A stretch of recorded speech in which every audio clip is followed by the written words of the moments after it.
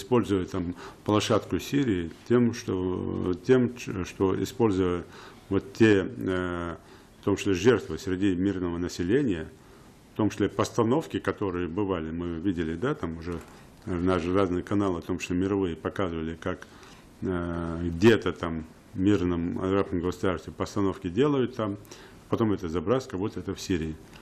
Тем, что вот такие провокации с химическими атаками дают почву для идеологов работы, в том числе в нашей стране, чтобы еще больше и больше молодежь поднимать там, под видом борьбы там, с неверными, там, убийством мусульман там, и так далее, и так далее, и так далее.